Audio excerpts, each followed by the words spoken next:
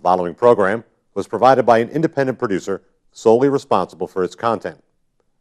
The opinions expressed do not necessarily represent the views of this station, its staff, board of directors, or underwriters.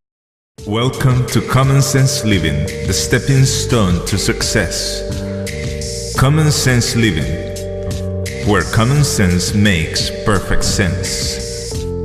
Think of Walt Disney. He didn't quit. That's common sense. Like Abraham Lincoln, turn your negatives into positives and your chaos into order. Patience, persistence, perspiration make an unbeatable combination for success. Welcome to Common Sense Living, where common sense makes perfect sense.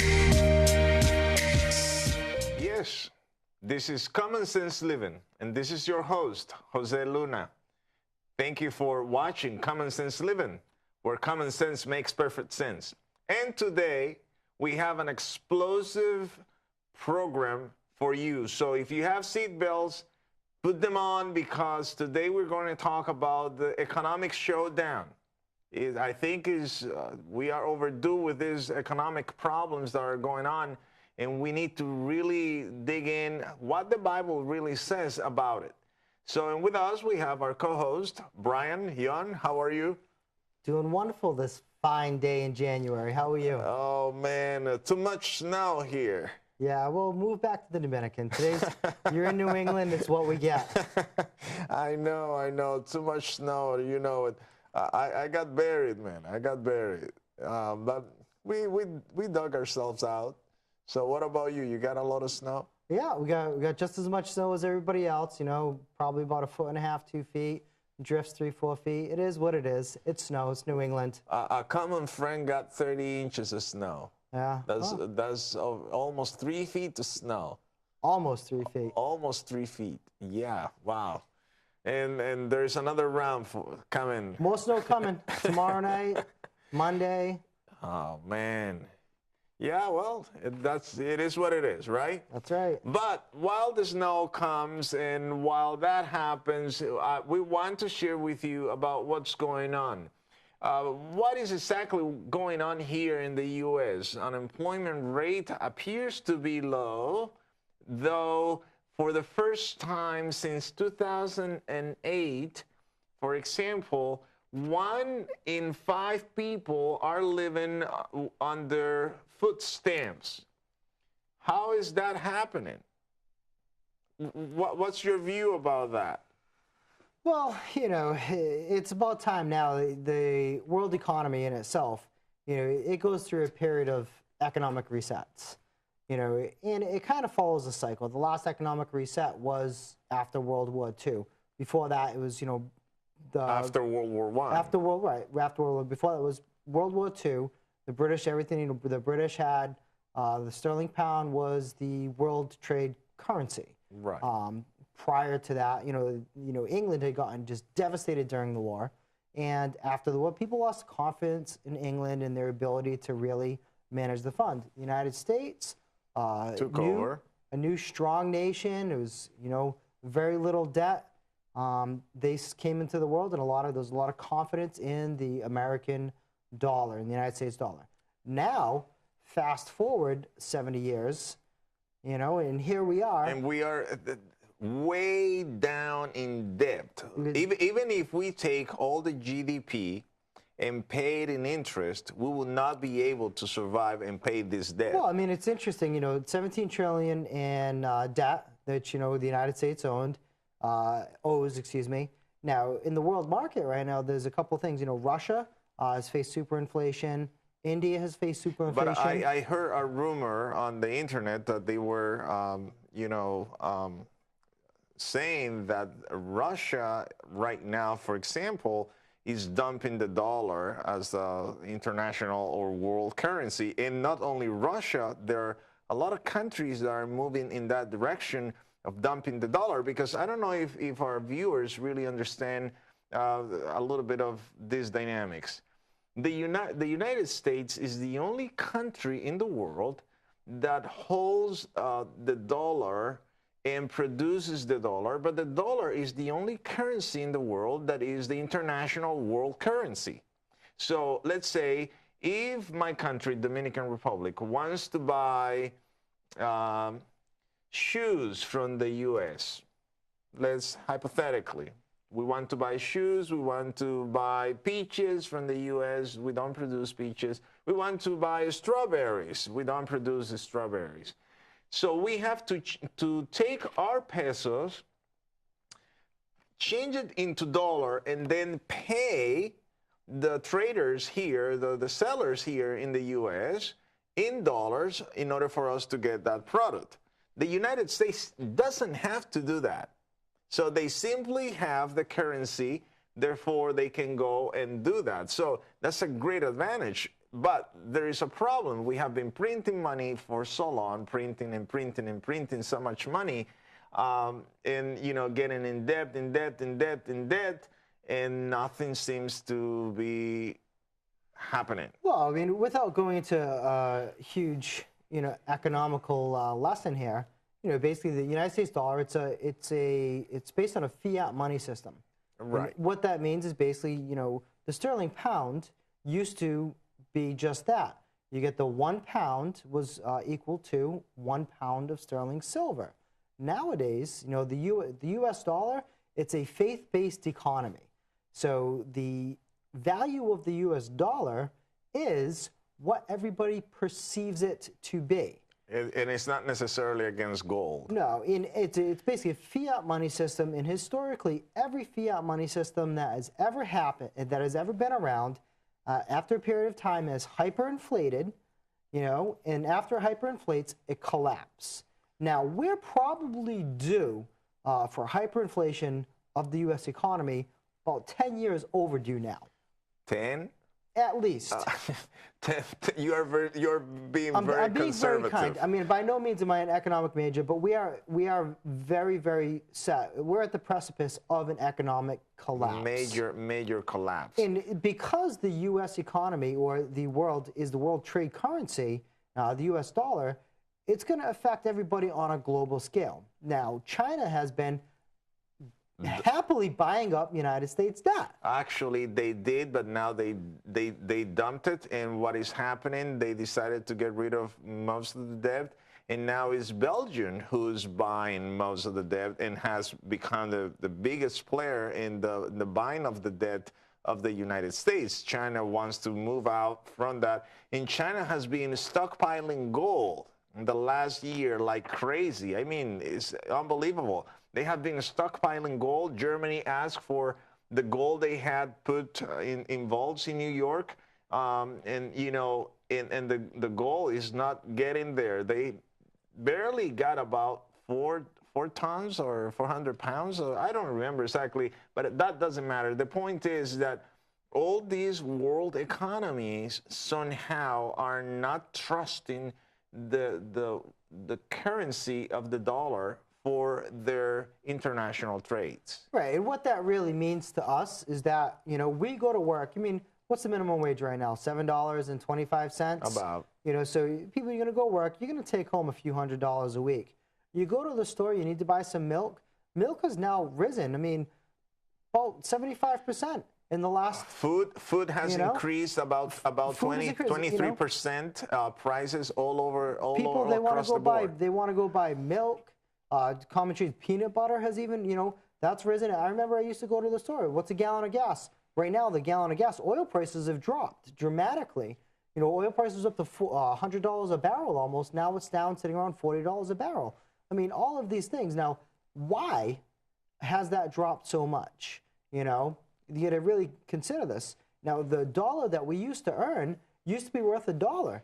Now, in the last 10 years, the dollar that we have now is worth probably about 60 cents in the last 10 years. That's a huge... I think that's really high. 60 cents, that's a lot. Well, I mean, that's very empirical, very subjective, but that's my perception. It is, but you really need to consider, just like the housing market crashed, the big bubble that there was, and again, so here was the houses that were worth $250,000, $280,000, and then all of a sudden, everybody had to dump out, everybody had to bail out. The banks get the bailouts from the government, and then the people that were left, yeah, they got some of their debt forgive, and they also, a lot of people filed bankruptcy. And when they came all through it, what was the value of the house? The real value of the house was sitting somewhere on $175,000, $180,000. So basically, some people out there hyperinflated the value of the market, the housing market, in order to make make money, and then sold the subprime mortgages. Sold it out underneath, and then what? And again, the history of it. Last year there was a World Trade Forum, and they have them every year. One of the main topics that they had it last year, I think, was in March, is when they conducted it. Is one of them that we're talking about. They talked about reset. They talked about anchoring all of the economies in the world, making sure all the economies in the world were anchored down, where they were, to a certain point almost stable. But then they go to reset them. And after the reset, what happens? Everything crashes. They usher in the new value, the new standard, and then they rebuild. So it's a design. I mean, it's corruption. It's a bureaucratic design. Right. People who sit on the top, they have the money, they make it happen. And they call the shots. They call the shots. So here is what we see from the Bible. So based on that, on those events that are going on, those things that are happening, where they want to basically set up a new standard, bring everybody on the same page, all the currencies become somehow equal in a way in all the markets across the board under certain regulations. The Bible somehow predicted this long before it's happening. Because if we go to the last book in the Bible, which is Revelation, or Apocalypsis, as we say in Spanish, the book of Revelation, chapter 13, portrays two beasts. And the first beast comes out of the sea, and he has 10 horns and 7 heads. And then a second beast comes out of the earth. And this beast has 2 horns and, and speaks like a dragon. And this second beast, according to the scholars out there, many of them, most of them are in agreement that this second beast in the Bible represent powers, nations. It's a representation of the United States. Whether they are right or no, we have to really dig it in and look into more details. But if they are right, this second beast is the beast that takes its own authority and gives it to the first beast, and then the first beast, the one that had the 7 heads and 10 horns, takes that authority and imposes a new economic system. And that economic system, you might know about it because, you heard about it, is where they put the seal of the 666 on your forehead or your right hand. So they put the 666 on you if you don't worship this particular beast. So do you see any correlation with that? Well, and again, here's the thing. You need to really kind of look at everything subjective. One thing they know, God created the heavens and the earth, and, he's going to give us the signs of the times, so we can know what's going to happen. We need to really consider, and we need to be subjective as far as our research and what we're going to look into.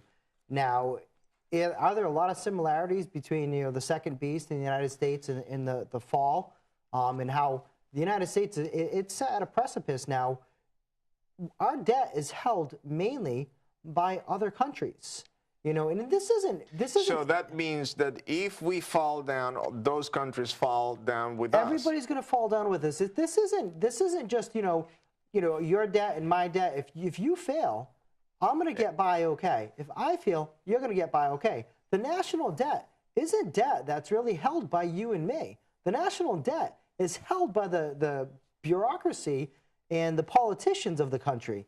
That's the thing. And they have taken these, they make their backdoor deals, and they've taken the money, and they've done it to fill their agenda and line their pockets. In the meantime, at what expense? But in ancient times, I have seen something similar happening, where the country gets into wars, and wars, war after war, that derailed the economy. So, you know, you cannot keep fighting without getting, you know, spending money in military, you know, events or wars. And what happened is that all that money to fight those wars, which was a problem that happened in Rome, the Roman Empire, right? So all that money is money that is being borrowed in order to support those wars. Now, if you borrow that money, what we have seen in the past is that that money has been taken against the, as you call the fiat, the good faith of the people. The ultimate result of that is that people have been enslaved. Yeah, people are there in the past. And again, you know, and they didn't even know that they had been enslaved. And here's the thing: in present day time, people are enslaved today, and they don't even realize they're enslaved. You know, again, we're in a system, you know, where you have to go work, you have to go make money. You don't have the ability to go out in your backyard, grow your own food. You don't have the ability to go out, raise your cattle or raise chickens. You can to a certain extent, but you can't go do it, and you can't be self-sufficient. You can't go out and cut the timber in your yard. You can't go dig on the ground, because somewhere, there's a law and there's a rule that states, you know, the minerals belong to somebody else. If you're going to go grow this stuff, you're not allowed to sell it unless you follow some regulations. You know, everything is regulated. Everything is done. And in addition to that, if you try to get out, here's the thing. You know, the country, again, is born on the backs of, you know, the middle-class workers. So majority middle class is almost non-existent. Well, and of course, and it's the facade of a middle class. You know, the middle class essentially is the people that are going to go work. Right. It's the blue-collar workers. Productivity. People that work, and to define work, you know, really, it's you're going to actually accomplish something. Right. You know, people that go out, they work, they earn money, they pay taxes. At the end of the day, you know, we turn around, we end up supporting the welfare system. Not that the welfare system is bad, it's what the Bible calls us to do. We're supposed to take care of the poor, we're supposed to help somebody out who's down, and we're supposed to help them along the way. But the gross negligence of our people to allow people to stay on a system, and rather than reforming the system, they're just keeping milking the system. Well, there's a lot of people that milk the system. There's the rampant abuse. It's a bureaucratic system, so you have 6 people to accomplish one task, so 6 people can get paid. You know, and that's the thing. You can perform the task with one person, but 5 other additional people have to put their little signature on it so they can get paid. And again, a large portion of our country is dependent on the government for employment. So let me read to the audience here directly from the Bible, from the book of Revelation. You know, and it specifically says, Revelation chapter 13, verse 16. He says here, he also caused everyone, small and great, rich and poor, free and slave. This is for the future. This is a prophecy for the future. So it's talking about free and slave. To obtain a mark on their right hand or on their forehead. Thus no one was allowed to buy or sell things unless he bore the mark of the beast, that is, his name or his number. Verse 18 says, this calls for wisdom. Let the one who has insight calculate the beast's number, for it is man's number, and his number is 666. So, even though there is a religious connotation here, we clearly see a major economic factor involved in here. In order to establish that particular, you know, system where you have the ability and the power to enforce on the rich and the poor, on the free and the slave, on everyone, this system, as we know it, needs to collapse. It needs to collapse. That's the way I look at it. You help me out. I mean, the system needs to collapse. the system we have, it's a broken system. It is. It's totally broken. You know, you have people, and how difficult it is, and you look at it, you have somebody that's working. I mean, how many single parents are there in this world? You know, you have a single mother, she gets her job, if she's making $7 an hour, if she's lucky making 8, 9, if she goes, you know, maybe she goes and gets a good profession. She becomes a nursing assistant, which is, you know, in healthcare, that's a profession that's never going to go away. That's a good profession.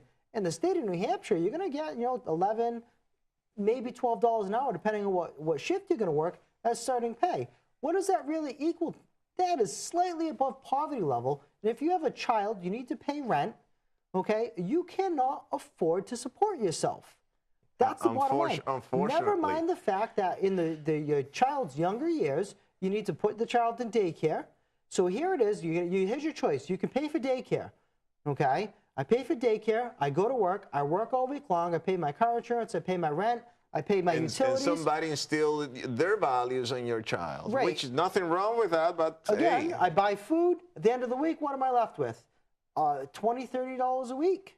So I just worked 40 hours a week, and to take home $20, $30 a week at the end, I'm never going to get ahead.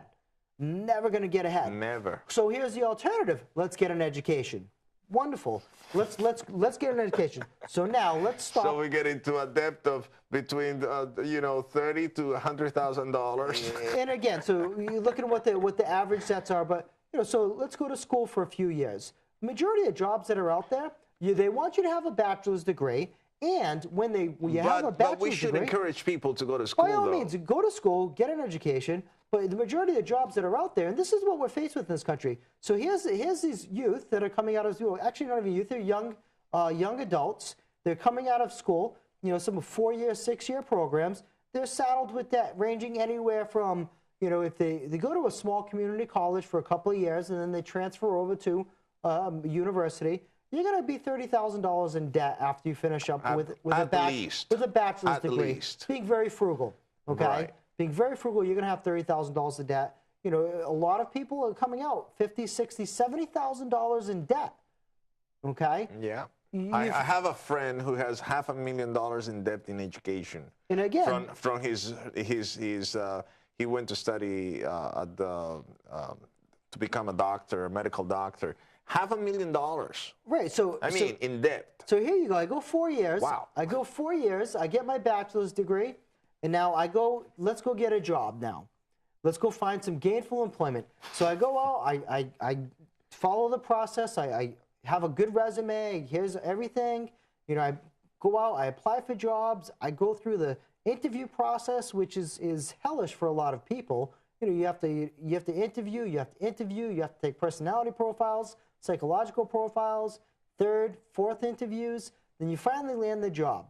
Now it comes time, they're going to tell you what it's going to pay. So now I just went through 4 years of school. I saddled, you know, let's just call it $40,000 in debt.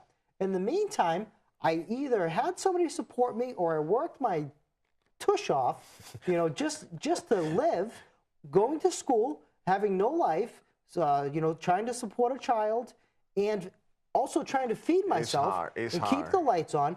Now here I am, 4 years later, I got through school, I have this extra debt, I'm going to make $30,000 a year.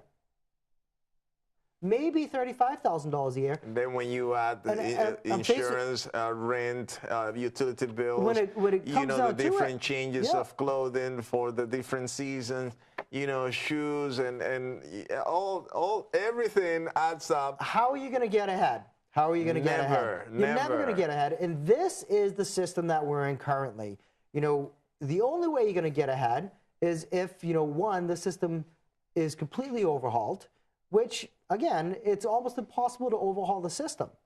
In order to overhaul the system, you have to reset it. In order to reset it, the whole system needs to collapse. The system it needs to collapse. And I don't know how that is going to play out, but if it does collapse, I want you to be aware that the way that as we have known the United States is going to change. The whole landscape, economic landscape, the whole social landscape is going to change. If that happens, we're going to see a lot of things going on everywhere at the same time. So but the Bible already, gave us a heads up. And basically, when we see these type of things, what we are called to do is to, is to remind ourselves that Christ is coming soon to this earth, that Christ is ready to come and establish this kingdom, his kingdom on this earth. But we have about 3 minutes, and I know that there has been certain correlation between economic crashes or collapses of the economy with certain events or paranormal events or supernatural events in heaven. I know you have some list. Well, tell us about it. I've got something. So if you look at for what it is, according to we have about 2 minutes. Okay, so. we're going to run through this quick. According to the Bible, Deuteronomy 15, chapter 15, verse 1, at the end of every 7th year, it calls for people to cancel the debts of everyone who owes money to them.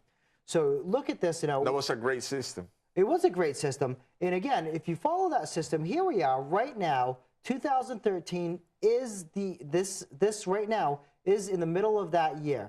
Considering that the year is going to end typically for September. Somewhere in the middle of September is when it's going to be. I think it'll be September 14th, Rosh Hashanah. Right. Beginning of the new year. In the fall. It's going to end up in the fall. So historically, the past. Let's go 7 years back. September 29th, 2008. Elul 29 in the Jewish calendar. The Dow plummeted 777 points. This was the last day of the period of the 7-year period where people were supposed to forgive the debts. 7 years previous to that, so September 17th, 2001, Elul 29 on the Jewish calendar. Dow fell an astounding 684 points. These have been two of the largest single-day crashes in history. Over the past century, there's been 2 other times. Okay, here's this funny thing. What are we supposed to do? Look to the signs. God created the heavens and the stars so we can look at it. Right. Over the past century, 2 occasions, a solar eclipse, okay, has corresponded with the end of the year. And this is called the Shemitah year, which would be the 7th year. 2 times, 1931, 1987. 1931, solar eclipse took place September 12th, the end of the Shemitah year. 8 days later, England abandoned the gold standard, setting off market crashes and bank failures around the world. It also ushered in the greatest month-long stock market crash percentage-wise in Wall Street history. 1987, solar eclipse took place September 23rd. So, Black Monday, the greatest crash in Wall Street history. So basically what you're saying is September 13th, 2015, the last day of the Elul. The next day, Rosh Hashanah, solar eclipse, blood moon. It's coming. Get ready. Well, I don't know. That's according to the Kabbalah and some particular groups within this type of thinking. But it's interesting to see all of that because that helps us to realize that there seems to be a kind of a sequence. There is a sequence. But going back to the concept of the Bible, regardless of the sequence here, here's the thing. The Bible already predicted that the second beast that comes out of the earth in Revelation 13 is going to give its authority, its power to the first beast. The first beast now, by having this authority and power, enforces an economic system. So, which means that the second beast must relinquish its economic power to the first beast for the first beast to have this kind of power to impose sanctions on people and impose the 666 number. So either way, we are over time. I know that we need to wrap this up. We have about 30 seconds. But Brian, what would you tell people who are out there scared? You don't want to tell people out there scared, get out of debt. And get out of debt now. But they can't get out of debt. Don't spend money you don't have. Instead of buying something on credit, save your money and buy it. And you know what? There's plenty of systems out there to get out of debt. And it all starts with fiscal responsibility. Stop spending money you don't have. So you heard it all. You heard it right now.